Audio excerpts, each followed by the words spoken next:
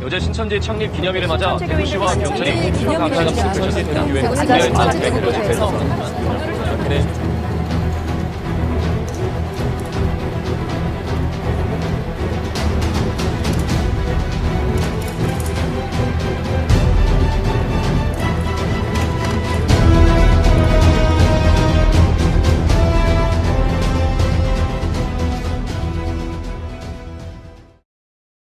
안녕하세요. 필그림교회 ICC 청년 공동체를 담당하고 있는 이광진 목사라고 합니다. 한 10여 년 전쯤에 크리스마스 이브날이었습니다.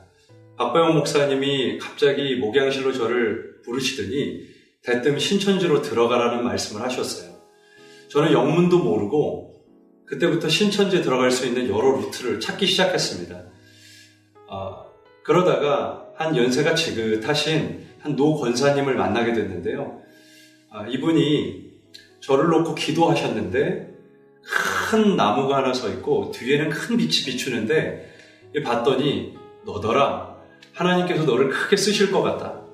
그런데 한 가지 부족한 게 있는데 그것이 말씀이라는 뻔한 이야기를 저한테 해주셨습니다. 저는 뻔히 알고 있으면서도 눈 가리고 아웅하면서 맞다고 제가 말씀에 갈급하다고 그러면서 제가 있는 교회에 대한 상당한 불만을 가진 것처럼 얘기를 했습니다. 제가 있는 교회는 말씀을 가르쳐 주지 않습니다. 특별한 성경 공부가 없습니다. 너무 말씀에 목마르고 갈급합니다. 그랬더니 이분이 그럼 지금부터 본격적으로 같이 성경 공부를 하자고 아주 화색이 돌면서 이야기를 하셨어요. 그래서 그분과 함께 일주일에 2번씩 만나서 공부를 하게 됐습니다. 근데 그 과정이 결코 쉽지는 않았어요. 왜냐하면 그때 당시에 제가 경기도 화성에 있는 한 신학교에 재학 중이었습니다. 그곳에서 공부를 하면서 서울에서 따로 일주일에 2번씩 만나서 길게 공부를 한다는 건 저에게 대단히 힘든 일이었습니다. 그런데 이분과 서울에서 함께 만나서 일주일에 2번씩 공부를 하면서 그분은 차근차근 성경에 대해서 이야기를 해주시기 시작했어요. 근데 제가 당시에 조금 더 깊이 있게 성경을 배우고 싶다라는 요구를 했더니 이분이 그때 선교사님 한 분을 소개해 주셨거든요. 그런데 이분은 사실은 선교사가 아니고 신천지의 강사들을 가르치는 교관 중에 한 명이었습니다. 저는 그분의 이름도 지금껏 기억을 하고 있어요. 그분을 서울에서 서대문역 근처에서 만나게 됐습니다. 당시 서대문역 근처에 신천지의 성전이 있었고요. 그 주변에 신천지의 비밀 성경 공부방이 있었습니다. 그 가운데 한 군데로 가게 된 저는 그때부터 성경 공부를 본격적으로 하게 됐습니다.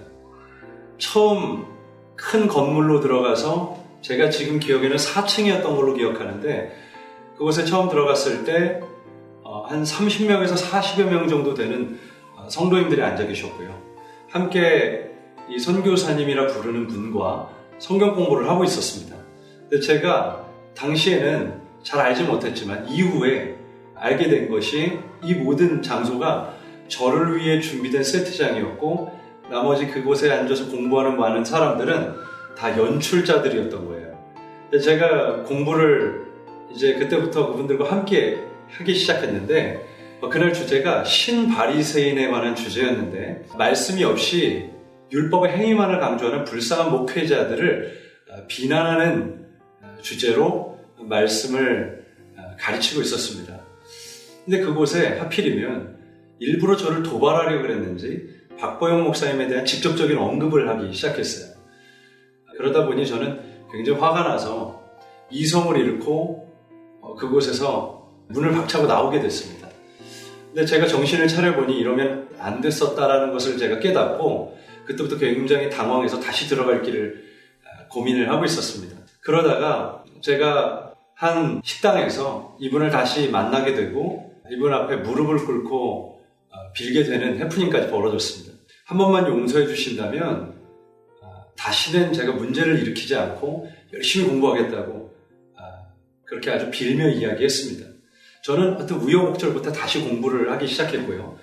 그 교관이 얼마 정도 시간이 지났을 때 저에게 지금 신천지는 9만 거의 10만에 가까이 왔다.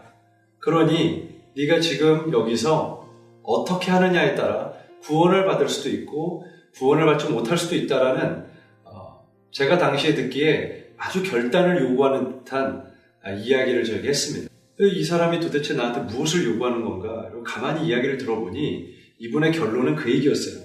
탯줄을 끊고 이제 신천지로 제대로 들어와라. 이게 무슨 말인가 했더니 신학교를 관두고 교회에서 나와서 제대로 집중해서 신천지 공부를 하라라는 말씀이었어요.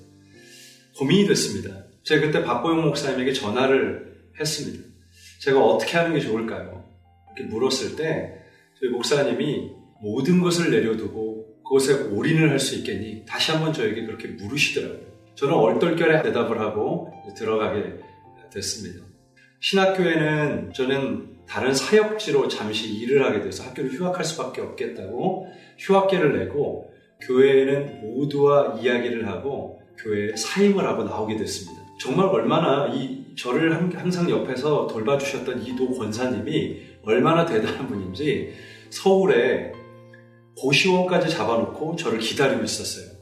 저는 어쨌든 고시원에 짐을 풀고 그때부터 그곳에 살면서 신천지 공부를 본격적으로 하게 됐습니다. 물론 신천지 모든 사람들이 저처럼 다 탯줄을 끊고 센터로 들어가는 것은 아니에요. 왜 그곳에서 저에게 그런 요구를 했는지 저는 알지 못해요. 그런데 그곳에 제가 고시원에 살면서 이제 센터에 처음 들어가서 면접이라는 것을 보게 됐습니다. 사람들이 쭉 둘러앉아서 그곳에 강사들, 전도사들이 저에게 이것저것 물으며 질문을 하는 시간이에요. 나중에 한 사실이지만 그때 당시 저에 대해서 다 이상하다고 여긴 나머지 모두가 반대했답니다. 그런데 그곳에 담당 강사가 저런 친구는 사도 바울이 될 수 있는 친구다. 그래서 저를 받았다고 하더라고요. 그래서 저는 면접을 보고 합격을 하고 그리고 교재비로 5만 원을 내고 이제 들어가게 됐습니다. 그때부터 7개월 내지는 8개월의 긴 성경 공부의 과정으로 제가 들어가게 됐습니다. 초등, 중등, 고등 교리를 그곳에서 배우는데 초등 교리를 한 2개월 정도 배우거든요. 그때 비유풀이에 대해서 배웁니다. 기본적인 비유풀이에 대해서 배우는데 그때 당시에 함께 공부하던 신천지 27기에 한 동기들이 있었어요. 그 동기들과 함께 공부를 하는데 처음 들어갔을 때 그곳에 영상을 이렇게 보여주거든요. 근데 그 영상의 내용은 다른 것이 아니라 목사님들의 잘못된 성경 해석의 예를 보여주고 또 그들의 도덕적이고 윤리적인 타락들을 언론에 보도된 자료들을 통해서 지속적으로 계속 보여줍니다. 이유는 자명한데요. 교회에 대해서 계속 비판적인 생각을 갖게 하는 것이죠. 교회는 타락했고 말씀이 없고 이 시대의 목자들은 다 무지해서 하나님의 말씀의 진의를 깨닫지 못하고 잘못된 비진리로 성도들을 미혹하고 있다는 것을 계속 지속적으로 보여주는 것이죠. 그 이후에 하는 작업들이 신천지의 교리를 가르치기 시작합니다. 한 2개월쯤 지나니까 거의 다 미혹이 됐어요. 제가 충격을 받을 만큼 빠른 속도로 미혹되기 시작했습니다. 2개월쯤 지나면 사람들은 나와서 간증을 하기도 합니다. 내가 엉터리 목자에게 속아서 내 인생을 허비하고 멸망에 내 영혼을 던질 뻔했구나. 하나님께서 지금이라도 신천지 말씀을 깨닫게 하셔서 여기까지 오게 하셔서 대단히 감사합니다. 이런 간증을 눈물을 흘리면서 할 정도니까요. 그리고 2, 3개월이 지나자 저와 함께 공부했던 많은 청년들이 아침에 눈 떠서 성경 공부를 하러 가는 그 발걸음이 너무 행복하고 기쁘다. 내가 이전에 다녔던 교회에서는 이런 행복과 기쁨을 단 한 번도 느껴본 적이 없다. 이런 고백들을 제가 들을 때 굉장한 충격을 받게 됐습니다. 한 4개월에서 5개월쯤 지났을 때 중등 교리가 다 마쳐지고 저희에게 직접적인 전도에 대한 강요를 하기 시작했습니다.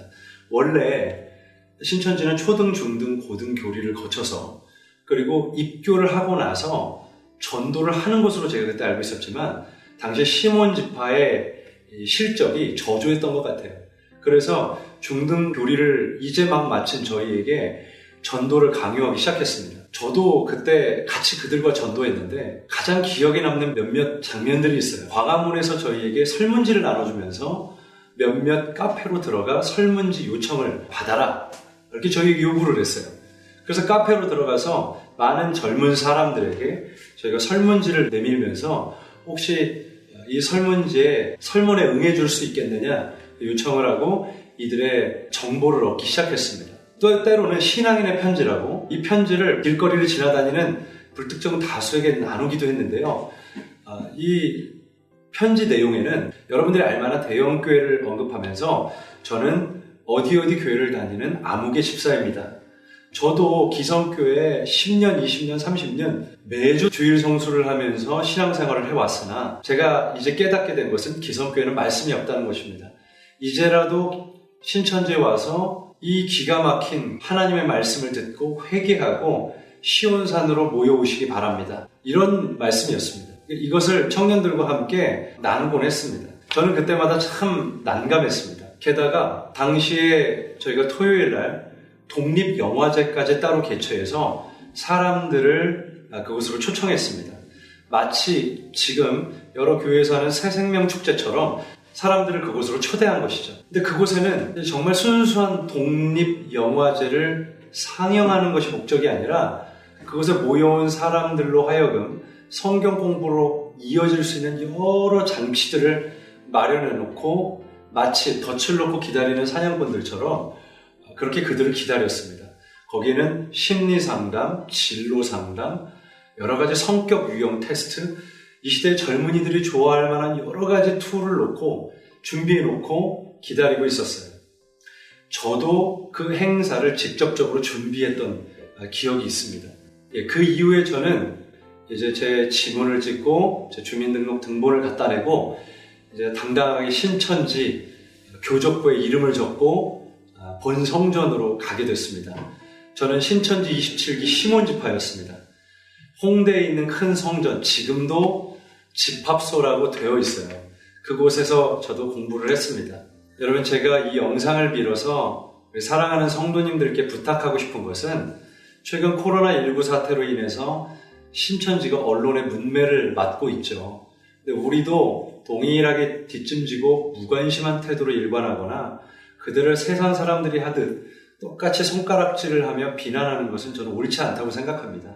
그러나 우리가 하나님의 자녀로서 진짜 해야 할 일은 그들을 맹목적으로 비판하는 것이 아니라 긍휼한 마음으로 그들을 위해 중보기도해야 할 줄로 믿습니다. 저도 신천지에 대한 생각이 극적으로 바뀌었던 경험이 있는데요. 제가 신천지에 들어갔을 때 신천지가 신천지라는 것을 드러내놓고 포교활동을 하지 않았을 때입니다. 그런데 2010년도 겨울 즈음부터 신천지가 입장을 바꾸기 시작했어요. 그때 KBS 88체육관에서 계시록 세미나를 그들에게 열었습니다. 저도 그때 초대를 받아 그곳에 가게 됐는데요. 얼마나 사람들이 많은지 그곳으로 가는 지하철 전부가 신천지인으로 꽉 찰 정도였으니까요. 그리고 내려서 함께 그 체육관으로 가는 모든 인파가 전부 다 신천지인들이었습니다. 그러니 굉장히 많은 수가 동원이 됐던 것 같습니다. 제가 그곳에 들어가게 됐을 때 정말 많은 인파들이 모여서 그들이 믿는 하나님을 찬양하고 있었습니다. 이긴 자 찬양하세, 이긴 자를 높이세, 그런 류의 찬양들을 아주 큰 목소리로 귀가 따갑게 박수를 쳐가면서 찬양을 하고 있었습니다. 제가 그때 깊은 탄식과 함께 기도가 나오더라고요. 하나님, 제가 신천지에 들어오래서 들어는 왔는데 제가 이들과 싸워서 능히 이길 수 있겠습니까? 엘리야는 850대 1이었는데 저는 14만 4천 대 1 아닙니까? 이걸 어떻게 싸워서 제가 이기겠습니까? 그리고 한참을 기도를 하고 있는데 그때 성령께서 제 안에 감동을 주셨어요. 제가 도대체 여기에 왜 들어왔는지, 뭘 해야 하는지, 언제까지 있어야 하는지 여러 가지 큰 고민들이 있었는데 이것이 한 번에 다 해결이 됐습니다. 정말 하나님께서 어떤 새 마음을 제 안에 부으시기 시작하는데 이들을 위해서 죽어도 좋겠더라고요. 제가 하나님, 만약 이 중에 50명만 돌이켜주신다고 한다면 정말 제 생명을 여기서 거두셔도 좋겠습니다. 그런 마음에 깊은 소원이 생기기 시작했습니다. 그리고 그들을 위해서 늘 하나님 앞에 눈물로 기도했던 기억들이 있습니다. 그들을 향한 마음이 완전히 바뀐 것이죠. 그때 이후로 그들이 정말 불쌍해 보이고 돕고 싶고 어떻게든 그들에게 손을 내밀고 싶은 마음들이 생기기 시작했습니다. 사랑하는 성도 여러분, 지금 우리 주변을 둘러보면요, 이 비진리의 독주에 취해 좌우를 분간하지 못하고 비틀거리는 많은 미혹의 결박 가운데 있는 성도들이 있습니다. 그들을 목하고 비난만 할 것이 아니라 우리가 그들을 그리스도의 마음으로 품고 그들을 돌이키기 위해 늘 우리가 있는 자리에서 기도해야 할 줄로 믿습니다.